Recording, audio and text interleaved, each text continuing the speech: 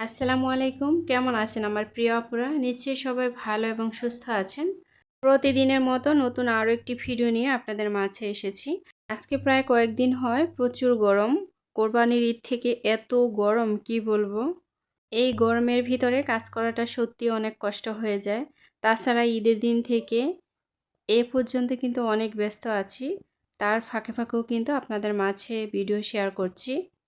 ঘুম থেকে ওঠার পর বাহিরের অবস্থা দেখতে পাই একেবারে রোদে পরিপূর্ণ হয়ে আছে। আকাশটা মনে হয় যেন মেঘ দিয়ে সাজানো। কি যে একটা ভালো লাগা আর দেখতে সত্যি অনেক ভালো লাগে। আমি প্রায় সময়ই নিখুঁতভাবে আকাশের দিকে তাকিয়ে থাকি। তো আজকের ভিডিওটা শুরু করেছি মূলত এখান থেকেই। যেহেতু কোরবানির ঈদ, ঈদের সময় সবাই কিন্তু কম বেশি ব্যস্ত থাকে। আমিও কিন্তু প্রচুর ব্যস্ত ছিলাম। এর ফাঁকেও কিন্তু একবার আমি বাবার বাড়িতে গিয়েছিলাম। সেখানেও আমি ২ দিন ছিলাম। তো তারপরে আবার বাড়িতে চলে আসি। বাড়িতে চলে আসার পরে দেখি যে বাড়ির অবস্থাটা একেবারেই একটু উলটপালট হয়ে গেছে। আর যেদিন আমি এ বাড়ি থেকে আমার বাবার বাড়িতে গিয়েছিলাম, ওইদিন সন্ধ্যাবেলা প্রচুর বৃষ্টি হয়েছে। সেই সাথে কিন্তু এতটাই বাতাস ছিল, কি বলবো, গাছে প্রচুর আম ছিল। আমার তো বাড়িতে অনেক ধরনের ফল গাছ আছে। অনেক ফল-ফলাদি ছিল কিন্তু। তো বাড়িতে এসে দেখি যে অনেক ফল মানুষে নিয়ে গেছে। আসলে একা বাড়ি তো, কেউ না থাকলে কিন্তু মানুষ সুযোগ খোঁজার চেষ্টা করে। তো দেখতেই পাচ্ছেন চলে এসেছি পুকুর পাড়ে। আর পুকুরের পানি মাশাআল্লাহ অনেকটাই ভরে গেছে। যেহেতু প্রচুর বৃষ্টি হয়েছে। তো সবসময় আমার যে হাঁসগুলা, এই হাঁসগুলা কিন্তু পুকুরেই থাকে। আর বিশেষ করে আমি যেখানে থাকি এই হাঁসগুলা কিন্তু ওখানেই থাকে। তো এই পুকুর পাড়ে মূলত আমি কিছু পাতা রোদে শুকাতে দিয়েছি। এই পাতাগুলা হচ্ছে নিম পাতা। যেহেতু প্রচুর রোদ, আজকে রোদে আমার কাছে মনে হয় এই পাতাগুলো একদম শুকিয়ে যাবে। নিম পাতা কিন্তু আমাদের উপকারী একটা পাতা, ঔষধি পাতা বলতে পারেন। নিম পাতা কিন্তু অনেকে পেস্ট করে মুখে দেয়। সেই সাথে কিন্তু অনেকে খালি পেটে ভোরবেলা এটা খেয়ে থাকে। তো আমার বাড়িতেই কিন্তু এই নিম গাছটা রয়েছে। কিছু পাতা আমি শুকিয়ে ব্লেন্ডার করে নিব। আর পাউডার করে ঘরে রাখলে অনেক সময় দেখা যায় বিপদেও কাজে লাগে। তো সব কিছু মিলিয়ে আর কি। আর বিশেষ করে আমার হাজবেন্ডের জন্য কিন্তু এই পাতাগুলা শুকাতে দেওয়া। এর আগে আমি একটা ভিডিওতে আপনাদের সাথে শেয়ার করেছিলাম। ওই সময় কিন্তু আমি তেলাকুচা পাতা রোদে শুকাতে দিয়েছি। তো ওই পাতাগুলো কিন্তু শুকিয়ে ঘরে রেখে দিয়েছি। এখনও কিন্তু ব্লেন্ড করিনি। যেদিন ব্লেন্ড করব ওইদিন আবার আপনাদের সাথে শেয়ার করব। তো এখানে আসার পর দেখি যে একটা সুপারি গাছ। এই সুপারি গাছে পাহাড়ি কিছু পাতা আছে। ওই পাতাগুলো একেবারে আঁকড়ে ধরে আছে। তো এখানে ওই লতাটাই ছাড়িয়ে দেওয়ার চেষ্টা করছি। আর বিশেষ করে আমার হাজবেন্ড যেহেতু বাড়িতে নেই, এই বাড়িটা কিন্তু সম্পূর্ণ আমার একাই সামলাতে হয়। কোথায় কি হয়েছে না হয়েছে সেটা কিন্তু আমারই দেখতে হয়। কি করব? আসলে স্বামীরা না থাকলে নারীদের কিন্তু প্রচুর কষ্ট হয়। তো কষ্ট করেই কিন্তু এই পৃথিবীতে বেঁচে থাকা। সবাই কিন্তু লড়াই করে এই পৃথিবীতে বেঁচে থাকে। তো আমি সাথে একটা দা নিয়ে এসেছি। আর যেকোনো জংলা পরিষ্কার করতে গেলে হাতে যদি একটা কাঁচি অথবা দা থাকে তাহলে কিন্তু অনেকটাই ভালো হয়। এই সুপারির বাগানে মাশাআল্লাহ আমার কিন্তু কলা গাছও রয়েছে। যদিও আমি পুকুরের চতুর্পাশে কলা গাছ লাগিয়েছি খাওয়ার জন্য, মূলত এখানে বিক্রি করার জন্য না। খাওয়ার যতটুকু প্রয়োজন আমি কিন্তু বাড়ি থেকেই আমার চাহিদাটা আমি পূরণ করতে পারি। তো এই সুপারি বাগানের ফাঁকেও কিন্তু কলা গাছ রয়েছে। দেখতেই পাচ্ছেন এখানে কিন্তু বড়, বড় সুপারির চারা রয়েছে। সেই সাথে কিন্তু ছোট, ছোট চারা রয়েছে। তো কলার ছড়িটা মাশাআল্লাহ একদম পেকে আছে।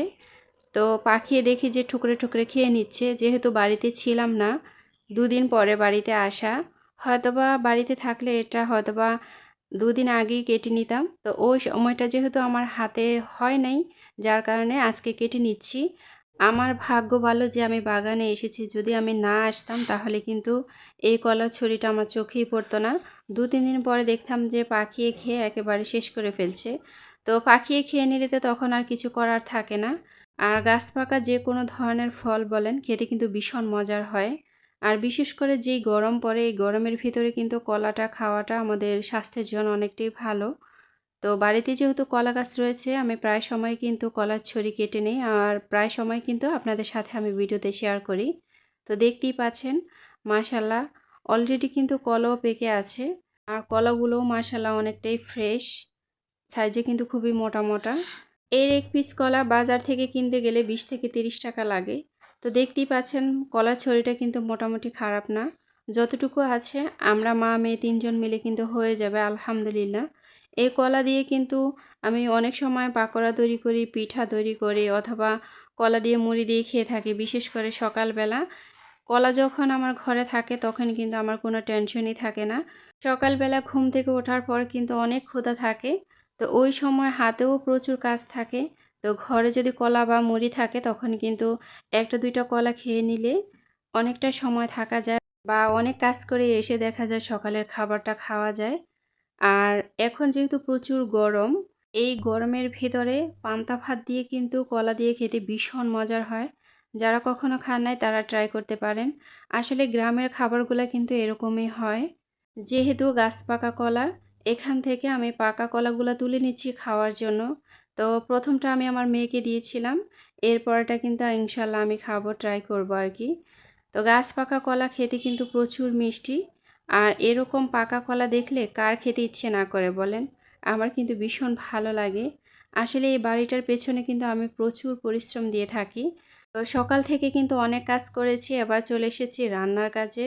রান্না তো করতেই হয়। আর কোরবানির ঈদ থেকে এ পর্যন্ত মাংস খেতে, খেতে একদম একঘামি হয়ে গেছি। এখন আর মাংস খেতে আর ভালো লাগে না। আমার কাছে মনে হয় যদি একটু ভর্তা তৈরি করা হয় বা একটু ডাল রান্না করা হয়, তাহলে হয়তোবা খেতেও ভালো লাগবে বা খাবারের রুচিটাও আসবে। তো দেখতেই পাচ্ছেন এখানে ছোট, ছোট কিছু মরিচ, এই মরিচগুলো হচ্ছে আমার গাছের, যেটাকে বাড়ায়া মরিচ বলা হয়। তো এই মরিচগুলো মূলত প্রচুর ঝাল থাকে। অল্প কয়েকটা দিলেই কিন্তু প্রচুর ঝাল হয়ে যায়। তো আজকে আমি এই মরিচগুলো দিয়ে কিন্তু কাঁঠালের বিচির ভর্তাটা তৈরি করে নিব। সেই সাথে একটু ডাল রান্না করে নিব। ডাল দিয়ে ভর্তা দিয়ে খেতে কিন্তু ভীষণ মজার হয়। মাছ মাংসের পাশাপাশি মাঝে, মাঝে এরকম নরমাল খাবার খেলে খেতে কিন্তু খারাপ লাগে না, ভীষণ ভালো লাগে। এই যে মরিচ গাছটা, এই মরিচগুলো কিন্তু একটু কালো, কালো। এর আগে যে লাল, লাল মরিচগুলা দেখতে পেয়েছেন ওই মরিচগুলা কিন্তু সাদা কালারের। তো ওই মরিচগুলা আর এই মরিচগুলা কিন্তু একটু ব্যতিক্রম। তবে দুটো মরিচই কিন্তু পাকলে একদম লাল কালার হয়ে যায়। আর এটাকে বাড়িয়া মরিচ বলে। বাড়িতে যদি এরকম ২-১টা গাছ থাকে তাহলে কিন্তু কখনো মরিচ কিনতে হয় না। তো আমি বাড়িতে সবসময় সবজি গাছ, মরিচ গাছ, ফল গাছ এসবের যত্ন নিয়ে থাকি। আমার কাছে মনে হয় নিজের গাছ থেকে ১টা হোক ২টো হোক, আমার কাছে মনে হয় এটাই আমার কাছে অনেকটাই আনন্দ দেয়। অল্প হলেও নিজের গাছ থেকে ছেঁড়ার যে একটা অনুভূতি, সেটা সত্যিই অনেক আনন্দের। তো দেখতেই পেয়েছেন এখানে কিন্তু আমি একটা নাগামরিচও নিয়েছি। আর এমনিতেও জানেন যে নাগামরিচের কিন্তু প্রচুর ঝাল। তো আজকে আমি ভর্তাটা মূলত একদম ঝাল, ঝাল করে ভর্তাটা তৈরি করে নিব। আমার কাছে মনে হয় এই গরমের ভিতরে এই ভর্তাটা সবচাইতে পারফেক্ট হবে। সেই সাথে দেখতেই পেয়েছেন এগুলা হচ্ছে সিমের বিচি। এই বিচিগুলা কিন্তু অনেক আগের, যদিও আমি এই বিচিগুলার কোনো যত্নই নেইনি যেহেতু বাড়িতে দীর্ঘদিন ছিলাম না। এই বিচিগুলা কিন্তু এমনিতেই পড়েছিল ঘরে অনেকদিন। তো আজকে ভেবেছিলাম যে এই বিচিগুলা যদি একটু ভেজে নেই, তাহলে যখন বৃষ্টি হয় ও বৃষ্টির ভিতরে কিন্তু ভাজা পোড়া খেতে ভীষণ ভালো লাগে। বিশেষ করে চিমের বিচি বা শক্ত খাবার বা যেকোনো ধরনের চাল, ডাল আমাদের এখানে সবকিছু মিক্স করে কিন্তু একটা ভাজা তৈরি করা হয়। সেটাকে কিন্তু আটকলি ভাজা বলা হয়। বিশেষ করে যখন নতুন কোনো বাচ্চা আসে ঘরে তখন কিন্তু এটা সবচাইতে বেশি তৈরি করা হয়। জানি না এই প্রচলনটা গ্রামের কোথাও রয়েছে কিনা? আমাদের এখানে কিন্তু এই প্রচলনটা এখনো আছে এবং প্রায় সময় আমি নিজেই কিন্তু তৈরি করে থাকি। খেতে কিন্তু ভীষণ মজার হয়। আর এই যে সিমের বিচিগুলো আমি ভেজে নিচ্ছি। অনেকে এটাকে বালু দিয়ে কিন্তু ভেজে নেয়। আমি এখানে দিয়েছি ছাই, যেহেতু আমার বালু ছিল না। তবে ছাই দিয়ে ভেজে নিলেও কিন্তু খারাপ হয় না, অনেক ভালো লাগে। আমার কাজগুলা কিন্তু আমি কখনো গুছিয়ে করতে পারি না। দেখা যায় এই কাজটা বসিয়ে আবার অন্য কাজে চলে যাই। রান্না করতে গেলে দেখা যায় রান্না বসিয়ে আবার আরেক কাজে চলে যাই। এভাবে করেই কিন্তু কাজ করে থাকি। কখনো এক কাজ নিয়ে বসে থাকতে পারি না। তো চলে এসেছি ভর্তা তৈরি করার জন্য, দেখতেই পাচ্ছেন। আর শিলপাটার ভর্তা খেতে কিন্তু ভীষণ মজার হয়। অনেকে দেখি যে অনেকভাবে ভর্তা তৈরি করে। কেউ ছেঁচুনি দিয়ে ভর্তা তৈরি করে, আবার কেউ শিলপাটায় বেটে ভর্তা করে, কেউ হাতে মেখে ভর্তা করে। যেহেতু এগুলা কাঁঠালের বিচি, এই বিচিগুলা কিন্তু প্রচুর শক্ত থাকে। এগুলা পাটায় বেটেই কিন্তু ভর্তাটা তৈরি করতে হয়। ভর্তা তৈরি করতে গেলে কিন্তু ভীষণ কষ্ট হয়, কিন্তু খেতে ভীষণ মজার হয়। অনেক সময় অলসতার কারণেও কিন্তু ভর্তা তৈরি করি না। অথচ এটা আমার প্রিয় একটা খাবার। অনেক সময় খুব ইচ্ছে করে যে অন্য কেউ যদি একটু ভর্তা তৈরি করে দিত তাহলে হয়তোবা খুবই ভালো লাগতো। তো আসলে যেহেতু একা বাড়িতে থাকি এটা কখনই হয় না, নিজেরই করতে হয়।